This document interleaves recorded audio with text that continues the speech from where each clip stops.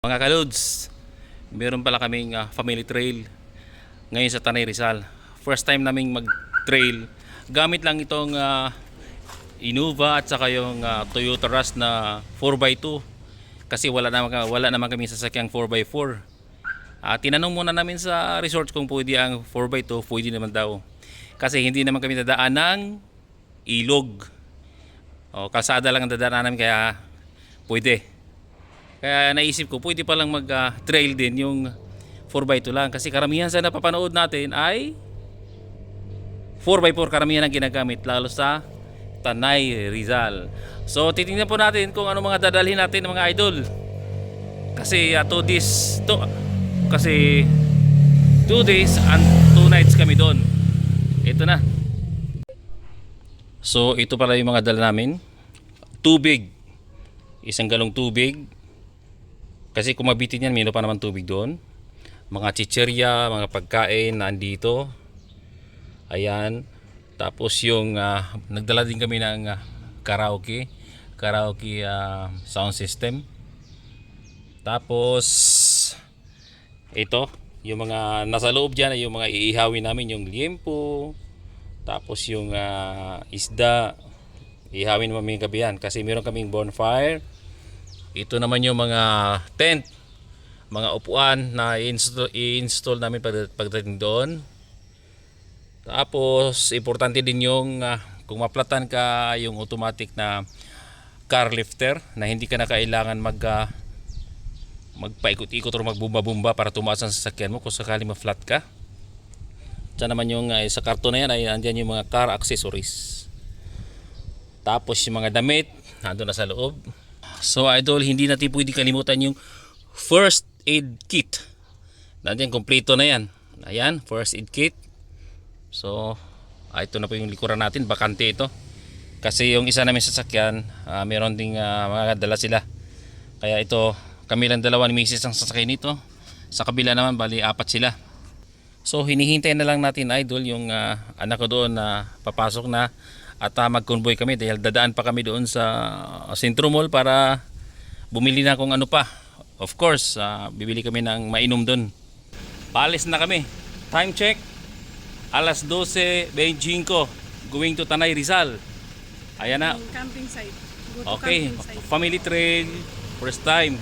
Bali, convoy kami, 3 sasakyan ito mga loads. Kapamilya lahat.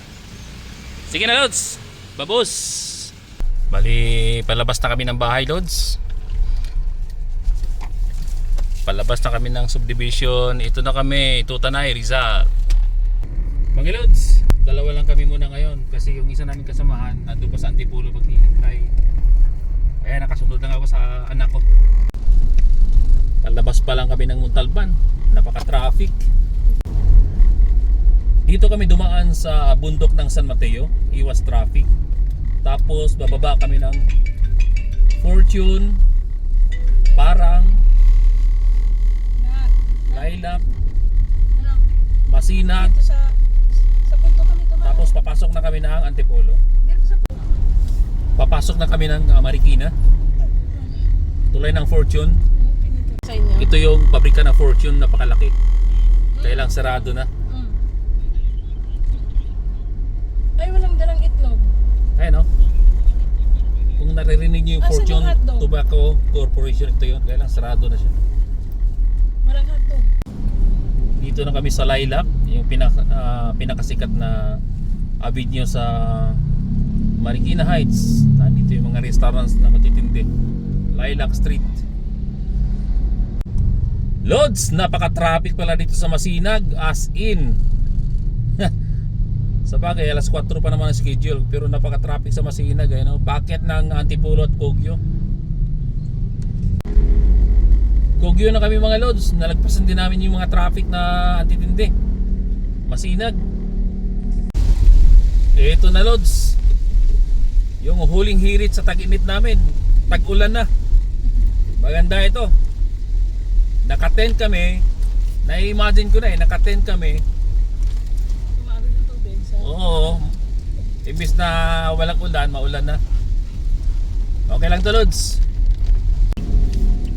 Tingnan mo, laki ng kalsado, parang airport.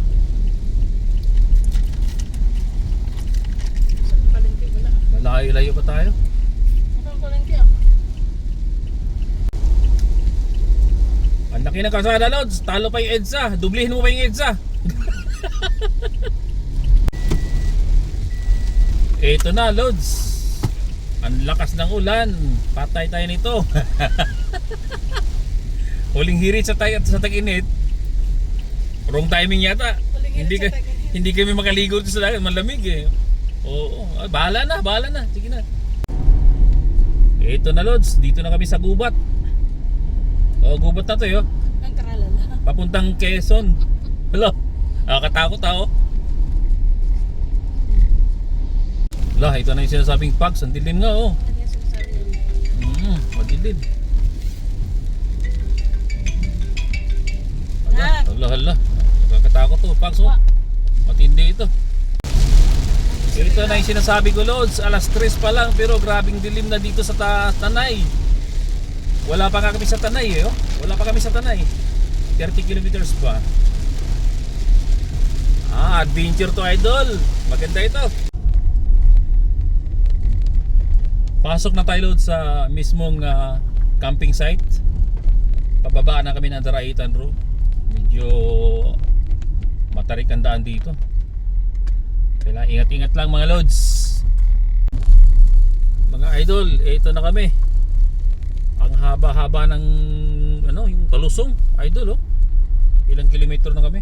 Siguro mga 3 kilometro na kami palusong lang. Baligtad kanina, paahon ng paahon, ngayon palusong na palusong. Ito na yun mga idol. Ayun na. Kailangan dito naka-engine brake na. Hindi pa, kaya pa na second gear. Medyo hindi maganda ang kalsada dito, idol. Nung araw siguro sementado ito. Naubos. Pero hilaw yung pagkasemento. Yeah. Pag hilaw ang semento, ganito ang kalalabasan. First time kong mag-camping trail kasama yung pamilya ko. Ayaw ko kasing sumama sa mga ganyan, idol, kasi nga ang sasakyan ko 4x2 lang. Sabi nung may-ari ng resorts, hindi naman kailangan yung 4x4 kasi nga sementado naman yung daan. Kaya ito, dalawang sasakyan ang gamit namin, lahat 4x2. Meron pa kaming kasamang patsa. Yung sikat ngayon, 3 kami. Kaya medyo masaya ito. Kailangan problema dito ngayon, napakalamig pala dito sa Tanay, as in. Alas 5 pala ng hapon, nanginginig na ang tuhod ko.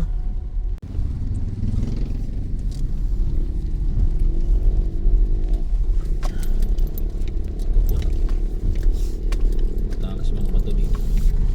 Hindi naman matala siya. Kasi bato ng ilog.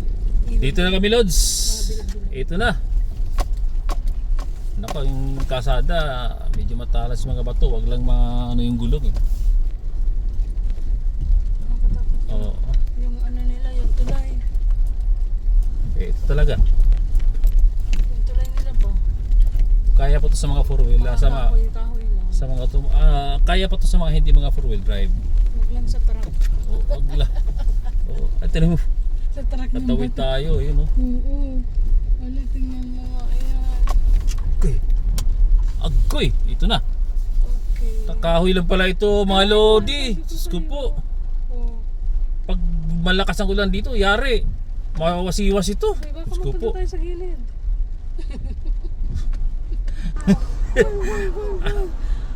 Ano ba to mga lodi? Mga lods, ito na. Yung sinasabi ko eh oh. Oh. Saan tayo dito? Iyon na yun. Naku, ano ba to? Uy. Sinasabi ko Asan ang Blue Eagle Park? Wala kang gatong tabi. ito na yun.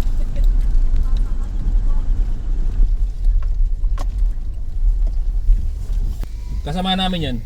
Kasama.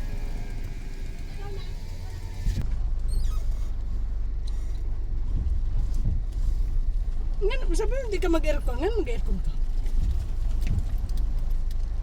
Ay, sus, ang tubig. Tanawa na.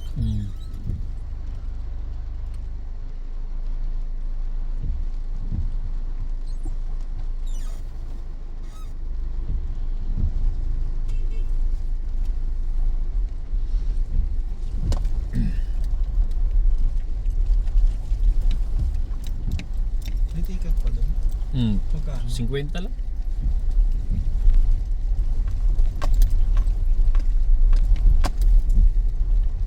Putan, pag napasubo si Batcha ah. Pero malakas kasi ang Batcha niya. Malakas ang mga Batcha. Hindi naman kabatuhan ang daanan. Ano naman nila. Yan yung shit. Ano yung tubig.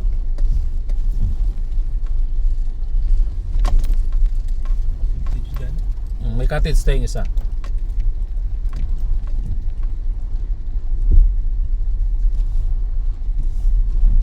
Bata na to. Ito na. Ito yung sinasabi ko eh. Family trail pa kayo. Sige, family trail pa more. Ang hirap ng daan. Ito na. Ito nga pala. Ayun. Pagdating dito maganda na. Ayan. Ito na, dumating na pala kami.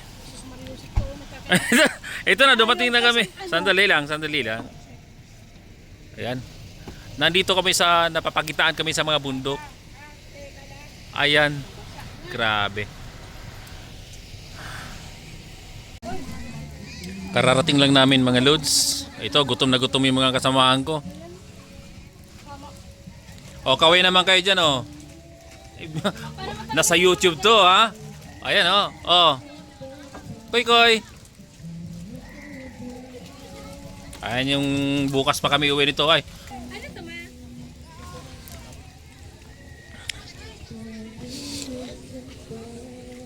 Nung hindi umulan, napakalinaw ang tubig dito.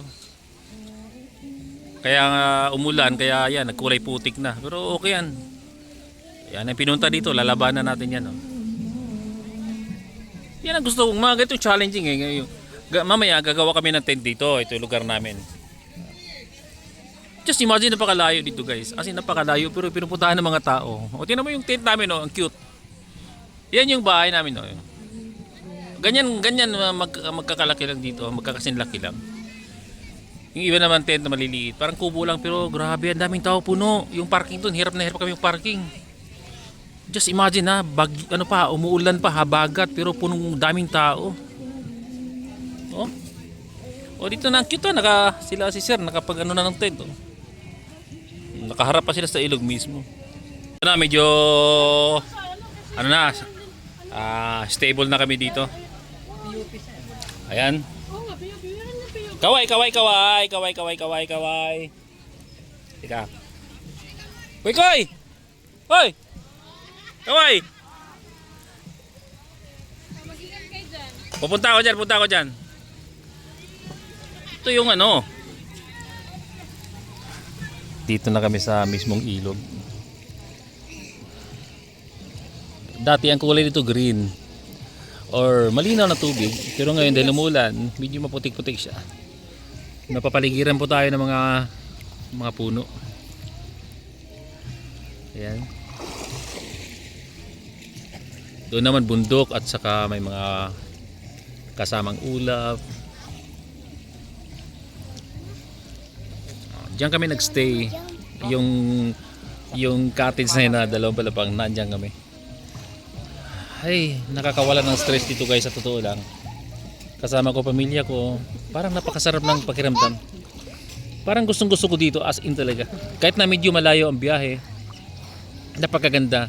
Kasi kaya naman ng hindi 4-wheel drive, kaya ng yung 2-wheel drive lang. 4x2 kayang-kaya. As of now guys ay umuulan dito. Ayan yung bundok, ayan. Makulimlim talaga, ayan, madilim. Dito kami sa ilog ngayon. Ayan yung ilog. Sarap ng pakiramdam. Ang sarap dito guys, sa totoo lang. How much more kung walang ulan.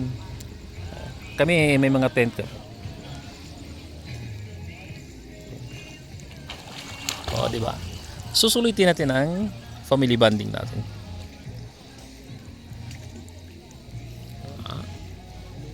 Dito, kapag wala kang cottage, bibigyan ka naman ng tent. Yan, pero may mga bayad naman yan. Katulad nyo, no? Ang cute nila. Oh, ang cute nila. Hala, gumagalaw yung tent guys. Ano nga nangyari sa loob? Ayan, malaki yung tent nila sir. Siguro malaki din ang bayad yan. Nakita nyo yan, oh. Gubat yan.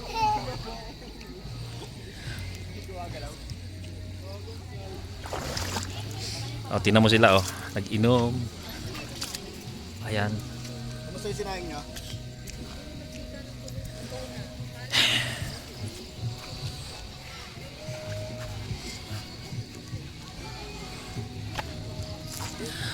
Sulitin ang oras habang nandito tayo. Ganda. Pagka may time kayo, may nakalagay naman dyan sa may, ilalagay ko naman dito yung lahat na details paano pupunta dito. Napakaganda. Dito kami. Sige guys, mag-iinom muna kami.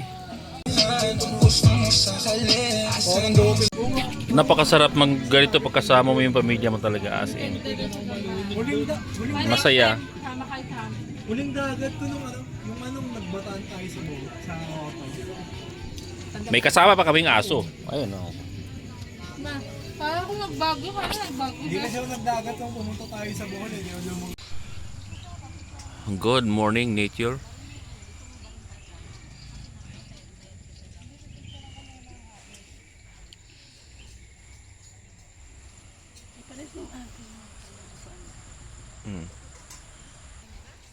Ito yung misis ko.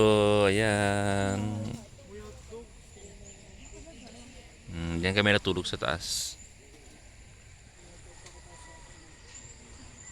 Pag weekends dito, napakaraming tao pala. Yes, kuri ka na lang. Ano? Kahit nasa tawid tayo, di ba? Di ba naman nagbangka tayo? Saan? Sambaan eh. Talagang maganda. Walang baha to, walang ganito doon eh. Dagat din. Pero malakas ang alon sa